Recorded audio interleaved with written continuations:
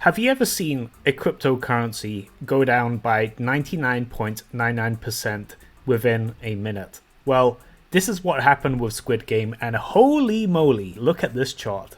It peaked up, and just as it was at a nice all-time high, oh no, the liquidity got drained.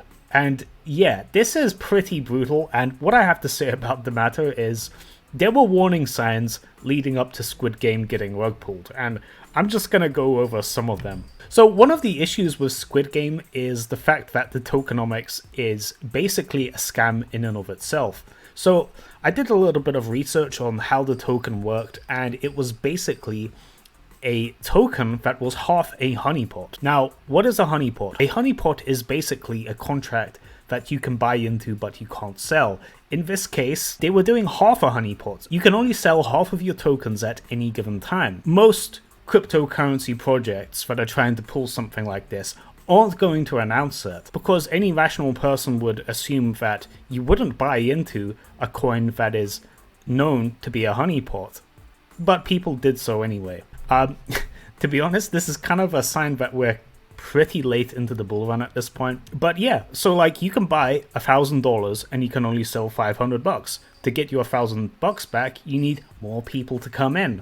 Kind of like a Ponzi scheme. And these guys did really well until the liquidity was just drained. Dude, you know what's funny about this? Is that it's based on the Squid Game IP, right? It's basically a group of these aristocratic people that are playing around with these ordinary guys that are desperate for money, and it ends up that a lot of people get game ended with only one guy remaining, which keeps all the blood money. Case in point, look at Squid Game.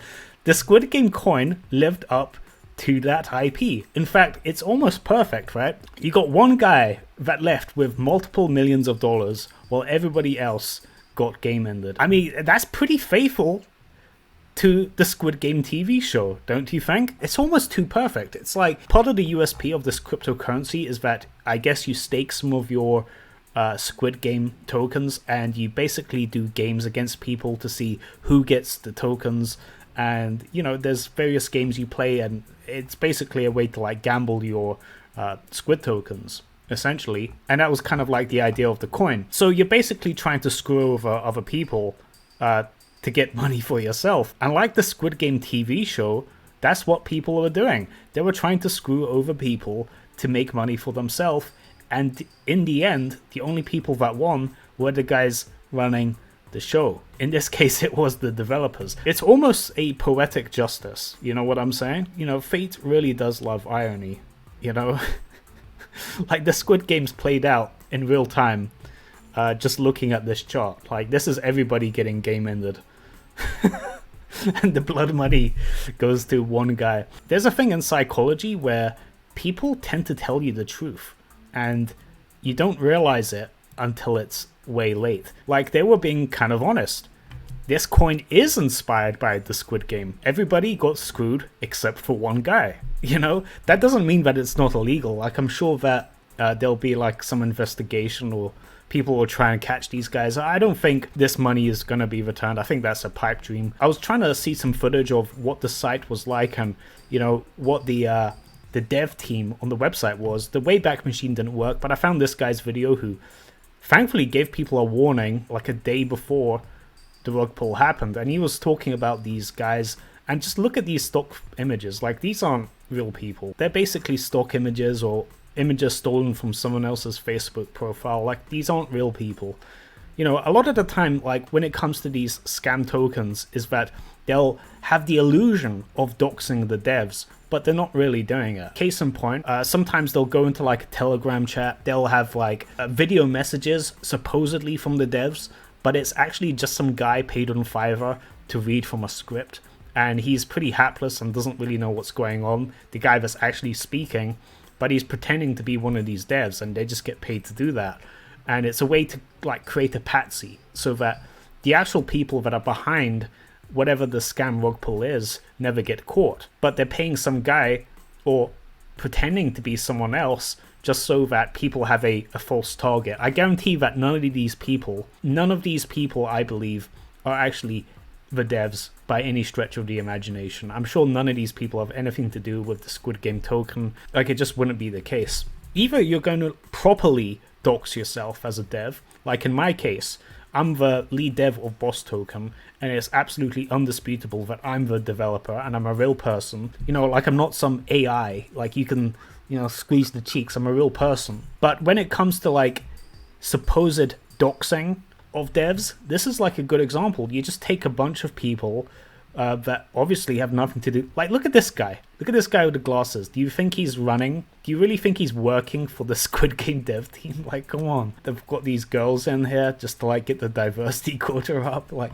these people aren't working on the Squid Game token. And oh my god, just look at that drop, man. Like, oh. Whoever was running this obviously didn't want to show their face. Of course not. It's a crime to do this. Even if this is pretty accurate to what the Squid Game was about, it is still a crime, and I'm almost certain that the guys that are actually behind this are not going to get caught. Like, these guys are smart enough to evade the police. Like, come on. And yeah, this is just absolutely brutal. And, you know, even before this point, even before the rug pull, even the payload, so to speak, got released, there was still a message on CoinMarketCap warning people that there's some issues with selling the token. The people that bought into this, it's hard to feel sorry for them, because, you know, you buy into a token that has tokenomics, which is basically a scam in itself. Like, that you can only sell 50% of your tokens. Like, what? It's a load of nonsense, and that's called a honeypot, which normally isn't advertised to people. Guys on the Squid Game Telegram, which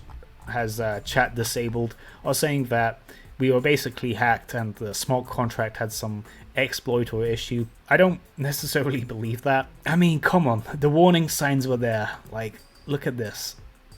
Look at these people. These aren't real people. They had like a trailer for Squid Game on the freaking website. Like, this wasn't going to be a long-term project, was it? Like, obviously they were going to get sued at some point if the identities were known. So obviously they were going to cash out pretty quickly. I mean, do you really need to be like a genius to figure this out? I don't think you do, but you know, there's a lot of people that are prime to get their money taken from in crypto. You don't even need to obfuscate things that much. Like, you can say that your token is a honeypot, like what these guys did, and people will buy into the token. Like, it's mind-blowing. People get what they deserve. They buy into Squid Game token, looking to take people's Squid tokens through these games and eliminate people. And in the end, they were the ones that got eliminated, were ultimately punished for their greed, like the freaking TV show. It's funny to me, man. If you pick up a hot coal with the intention of throwing it at someone and hurting them, be careful that you yourself don't get burned in the process. If you enjoyed this video, please drop a like and subscribe to the channel. This is Zero Waiting, signing out.